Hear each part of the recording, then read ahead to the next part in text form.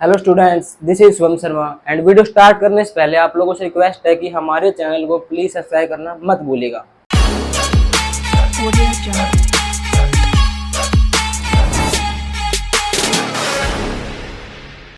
क्यों कहता हूं मैं हर बार ये बात? क्योंकि सब्सक्राइब करोगे तो आप हमारे आने वाले वीडियो के हर नोटिफिकेशन के ऊपर अपडेट रहोगे। ठीक है, तो जैसे कि हमने 10th क्लास का हमने फिजिकल प्रॉपर्टी पढ़ी थी, किस किस की? मेटल्स की और नॉन मेटल्स की। तो आज बारी है केमिकल प्रॉपर्टी जी। ठीक है, हम आपको इस तरीके से पढ़ा रहे हैं कि आपको एक बार में समझ में आ जाए। ये नहीं कि आपको दोबारा उसको रटना पड़ेगा, नहीं रटवाते नहीं, हम बिल्कुल आराम से समझाते हैं। और इनको आप जो मैं यहाँ पे करवा रहा हूँ, इनको आप अपनी कॉपी पेन साथ रखा करो और नोट्स के रूप में इनको लिख लिया करो। तो जैसे हमने फिजिकल प्रॉपर्टी पढ़ी थी उसकी, जैसे सोनोरस, लस्टर, डक्टिलिटी, ईटीसी, है ना। आज है बारी केमिकल प्रॉपर्टीज ऑफ मेटल्स। ठीक है, मेटल्स की केमिकल प्रॉपर्टी क्या क्या होती है देखिए। फर्स्ट है reaction of metals with air. आपको पता है कि हम आज केमिकल्स का बात कर रहे हैं, केमिकल्स का, है ना। तो केमिकल्स में या तो रिएक्शन होंगी या कोई नया पार्टिकल्स बनेगा, यही तो होता है। क्योंकि फिजिकल प्रॉपर्टी तो उनकी भौतिक अवस्थाओं को बताती हैं, लेकिन केमिकल्स क्या है? रासायनिक होती हैं, यानी किसके साथ वो क्रिया करते हैं तो क्या चीज बनती है, क्या नहीं बनती है। ठीक है, तो केमिकल्स में क्या होता है देखिए, reaction of metals with air. जब कोई भी एक मेटल होता है, कोई धातु होती है, तो हवा के साथ कांटेक्ट करती है, संपर्क में आती है, तो क्या बनता है? तो देखिए, मेटल कंबाइन विद ऑक्सीजन। जब एक मेटल, ऑक्सीजन हमारी क्या है यहाँ पे?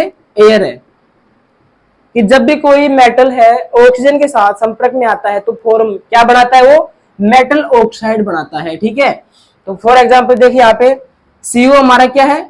कॉपर है, जो एक मेटल होता है। O2 हमारा क्या है? यहाँ पे ऑक्सीजन है, जो हमारी एयर है।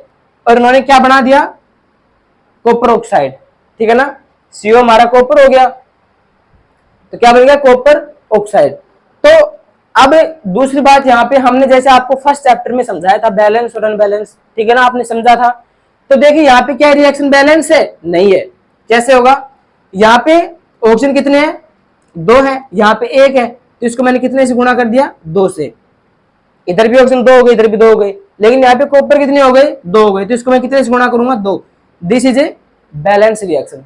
अगर आपको बैलेंसिंग पूरा समझना है अच्छे तरीके से, तो हमारा लिंक है डिस्क्रिप्शन में, वहां पे आप उसको विजिट कीजिए, आपको समझ में आ जाएगा। ठीक है, तो पहली रिएक्शन हमारी होती है कि जब भी कोई मेटल्स होता है वो हवा के साथ संपर्क करता है तो क्या बनाता है? वो बनाता है ऑक्साइड।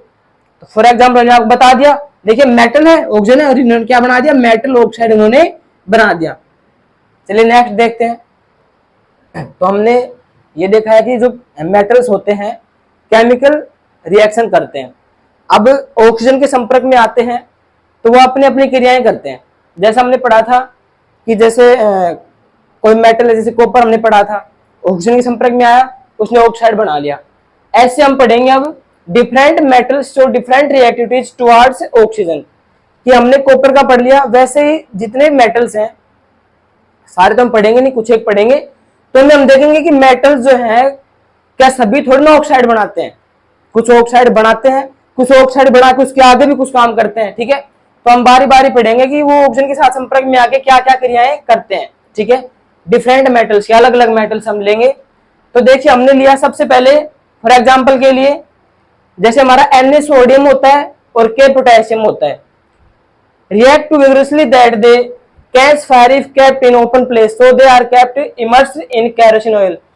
कॉपर ऑक्सीजन के साथ संपर्क किया, उसने अपना ऑक्साइड बना लिया। वैसे ही जो सोडियम और पोटेशियम होते हैं, ये जब ऑक्सीजन के संपर्क में आते हैं तो ये आग पकड़ लेते हैं, जलने लग जाते हैं। ठीक है, एक प्रकार से जादू होता है कि जब पोटेशियम को और सोडियम को जब खुली हवा में छोड़ा जाता है, ओपन प्लेस में छोड़ा जाता है, तो ये आग पकड़ लेते हैं, फायर कैच कर लेते हैं। इसीलिए इनको केरोसिन ऑयल के अंदर डुबो के रखा जाता है। केरोसिन ऑयल आम भाषा में मिट्टी का तेल जो होता है, उसके अंदर इनको डुबो के रखा जाता है ताकि ये खराब ना हो, जले ना। ठीक है, उसके बाद में, क्योंकि आपको पता है मेटल जो है ऑक्साइड करेगा जरूर, क्योंकि वो अगर हवा के संपर्क में आ गया तो ऑक्सीजन के साथ क्रिया जरूर करेगा। अब हमें इस बात का पता लगाना है कि क्रिया करने के बाद वो क्या बना रहा है। ठीक है, तो ये दोनों क्या कर लेते हैं? आग पकड़ लेते हैं। ठीक है, इसलिए इनको इसके अंदर डुबो के रखा जाता है। उसके बाद देखिए surfaces of magnesium, aluminium, zinc और पीबी यानी लेड धातु होती है, ठीक है ना। तो are covered with a thin layer of oxide. देखिए यहाँ पे ऑक्साइड आ रहा है, इसका मतलब इन्होंने ऑक्सीजन के साथ क्रिया कर ली। तो देखिए ये जो हमारे धातु हैं, मैग्नीशियम हो गया, एल्यूमिनियम, जिंक और जो लेड है, ये ऑक्सीजन के साथ क्रिया करके अपने ऊपर एक पतली चद्दर बना लेते हैं। किसकी? ऑक्साइड की बना ली परत इन्होंने, which prevent them from further oxidation, जो इन्हें बचाती है आगे क्रिया करने से। क्योंकि इन्होंने देखिए ऑक्सीजन के साथ क्रिया करके एक पतली चद्दर बना ली, किसकी? ऑक्साइड की। अब अगर आगे क्रिया करेंगे तो ये सारी धातुएं खराब हो सकती हैं, इसलिए वो जो पतली चद्दर है वो इनको आगे ऑक्सीडाइज होने से बचाती है। अगर ये दोबारा ऑक्सीडाइज होंगी तो ये खराब हो सकती हैं, इसलिए जो चद्दर इनके ऊपर बनी है ऑक्साइड की, वो इन्हें आगे prevent them from further oxidation, जो इनको आगे ऑक्सीडाइज होने से बचाती है। अब नेक्स्ट देखते हैं, हमारे पास आगे है Fe does not burn on heating. देखिए हम जो भी यहाँ पे एलिमेंट्स लेके आ रहे हैं, जो मेटल हैं हमारे पास, वो सारे क्रिया कर रहे हैं किसके साथ? ऑक्सीजन के साथ। तो क्रिया करने के बाद किसमें क्या होता है, किसमें क्या होता है, हम यहाँ पे देख रहे हैं। तो जो Fe होता है, आयरन होता है, does not burn on heating but iron filings burn vigorously, यानी कि जो हमारे पास जो आयरन होता है, जब हम उसको क्रिया करवाते हैं तो जलता नहीं है, सिर्फ गर्म होता है। फीलिंग यानी कि सिर्फ गर्म होता है वो। जैसे कोई चूना है, किसका? आयरन का चूना है, उसको जब हम क्रिया करवाएंगे तो जल्दी से क्रिया कर लेगा, किसके साथ? ऑक्सीजन के साथ। लेकिन हमारे पास कोई लोहे की राड है, वो रोड है, उसको हम गर्म करेंगे तो काफी समय बाद बहुत ज्यादा गर्म हो जाएगी, यानी कि वो उसने क्रिया कर ली बहुत ज्यादा, किसके साथ? ऑक्सीजन के साथ। लेकिन वो जलती नहीं है, उसमें आग नहीं निकलती, सिर्फ वो क्या होती है? गर्म जरूर होती है, लेकिन वो जलती नहीं है, ठीक है। तो किसका? ये Fe का। Second copper, Cu does not burn, copper भी जलता नहीं है, लेकिन क्या करता है ये? But coated with black copper oxide, लेकिन इसके ऊपर जो ऑक्साइड बनता है वो कैसे कलर का बन जाता है? इसके ऊपर पतली चद्दर आ जाती है, जो होती है ब्लैक, काले कलर की, जो इसके ऊपर चद्दर आ जाती है वो ढकी जाती है, ठीक है। कॉपर होता है, ऑक्सीजन के साथ क्रिया करता है, तो इसके ऊपर कैसी चद्दर आ जाती है? ब्लैक कलर की चद्दर इसके ऊपर ढक जाती है। और इधर सुनो कि अगर मान लो कोई कॉपर है, ठीक है, मान लो कोई कॉपर है, इसके ऊपर ब्लैक चद्दर आ गई है, ठीक है, ऑक्सीजन के साथ क्रिया करके, तो इसके अंदर क्या ये कॉपर है और ये इसके ऊपर ब्लैक कोटेड जो चद्दर है वो आ गई, ठीक है। लेकिन उसके बाद में भी ये जो ब्लैक कोटेड जो चद्दर है ना, ये भी क्रिया करती है, किसके साथ?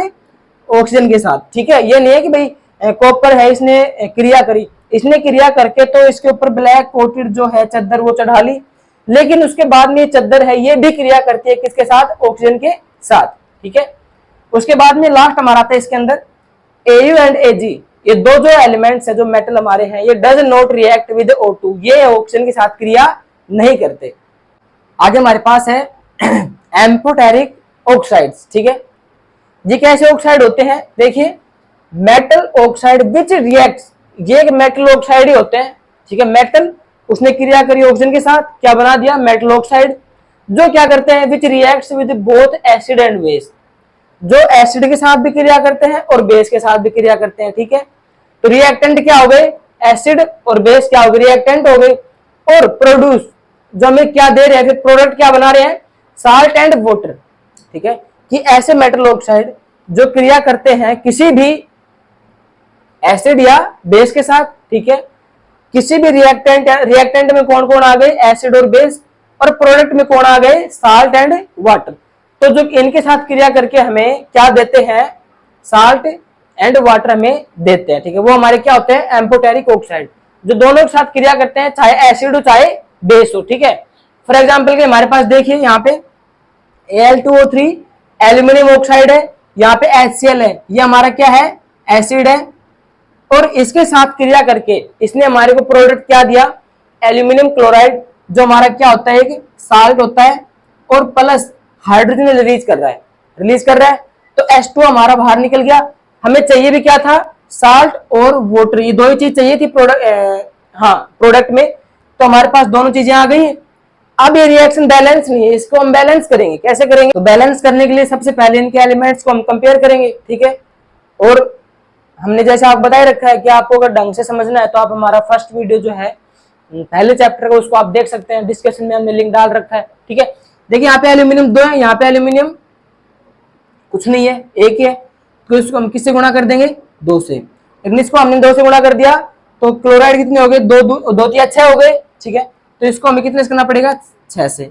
अब यहाँ पे क्लोराइड कितने हो गए, 6 हो गए। ठीक है, अब देखो एल्यूमिनियम 2 हो गए, इधर भी 2, ऑक्सीजन इधर 3 है, इधर ऑक्सीजन कितने हैं, 1 है, 3 से गुणा करेंगे, ऑक्सीजन कितने हो जाएंगे, 3 हो गए। ठीक है, आगे चलो, हाइड्रोजन यहाँ कितने हो गए, 6 हो गए, हाइड्रोजन यहाँ पे गिनो आप, 2 3 दूनी 6 हो गई। ठीक है भाई, क्लोराइड यहाँ पे कितने हो गए, 6, यहाँ पे क्लोराइड कितने हो गए, 2 3 जा 6। हमारी इक्वेशन जो है ये बैलेंस हो चुकी। तो पहली क्रिया हमने करवाई है एसिड के साथ। ठीक है, जैसा हमने एम्फोटेरिक ऑक्साइड में देखा था। अब वो करेगा बेस के साथ क्रिया। देखिए एल्यूमिनियम ऑक्साइड हो गया, NaOH हमारा क्या होता है, यहाँ पे बेस होता है, क्रिया कर रहा है किसके साथ, है बेस के साथ। अब इसने हमारे को प्रोडक्ट क्या दिया, सोडियम एल्यूमिनियम ऑक्साइड, जो हमारा क्या होता है, साल्ट होता है। ठीक है, और प्लस हाइड्रोजन वाटर हमारे बाहर निकल गया। ठीक है ना, वाटर हमारे पास आ गया। ठीक है भाई, तो इन्होंने बेस साथ क्रिया कर ली, और वही बात जो इन्होंने कहा था कि ये क्रिया करने के बाद साल्ट और वाटर में प्रोवाइड करवाते हैं। ठीक है, तो दोनों ही रिएक्शन में दोनों चीजें मिल रही है। लेकिन अब बात आती है ये रिएक्शन बैलेंस नहीं है, इसको हमें बैलेंस करना है। कैसे करेंगे, एल्यूमिनियम 2 है, इधर एल्यूमिनियम 1 है, इसको 2 से गुणा कर दो। ठीक है, अब इधर Na कितने हो गए, 2 हो गए, इधर भी इसको 2 से गुणा करो। ठीक है, हाँ भाई, अब गिनो इनको कितने हो गए, बैलेंस हुई है नहीं हुई है, देखते हैं एक बार। एल्यूमिनियम 2 और एल्यूमिनियम इधर भी कितने हैं, 2 हो गए। ठीक है, यहाँ पे ऑक्सीजन कितने हैं, 3 और 2 5, इधर देखो 2 दूनी 4 और 1 5, ये बैलेंस है। ठीक है, सोडियम इधर 2, इधर सोडियम 2। ठीक है भाई, ऑक्सीजन हमारा हो ही गया। हाइड्रोजन इधर कितने हैं, 2, इधर हाइड्रोजन कितने हैं, 2। तो एक रिएक्शन में हमारी क्या हो चुकी, बैलेंस हो चुकी। शायद आपको यहाँ पे भी समझ में आ गया होगा केमिकल रिएक्ट जो इक्वेशन उनको बैलेंस कैसे करते हैं, सभी को समझ में आ गया होगा। जिसको आ गया हो कमेंट में बताएं। ठीक है, और जिसको बैलेंस करना नहीं आता ना, सही बता रहा हूँ, हमारा जो डिस्क्रिप्शन उसके लिंक में हमने वीडियो डाल रखा है, प्रॉपर हमने उसमें बता रखा है कि केमिकल इक्वेशन को बैलेंस कैसे कर सकते हैं, हमने पूरा वीडियो बना रखा है उसका। ठीक है, तो आई विल होप दैट कि आपको ये हेल्प थोड़ा बहुत करेगा। ठीक है, आपके सिलेबस में आपकी हेल्प करेगा। ठीक है, तो जो जो बच्चे हमारे से जुड़ रहे हैं, ठीक है, और जिन्होंने अभी तक सब्सक्राइब नहीं किया, वो हमारे चैनल को प्लीज सब्सक्राइब कर लें, ताकि आने वाली वीडियो नोटिफिकेशन आप तक पहुंचते। तो I see you in the next video, तब तक के लिए थैंक यू।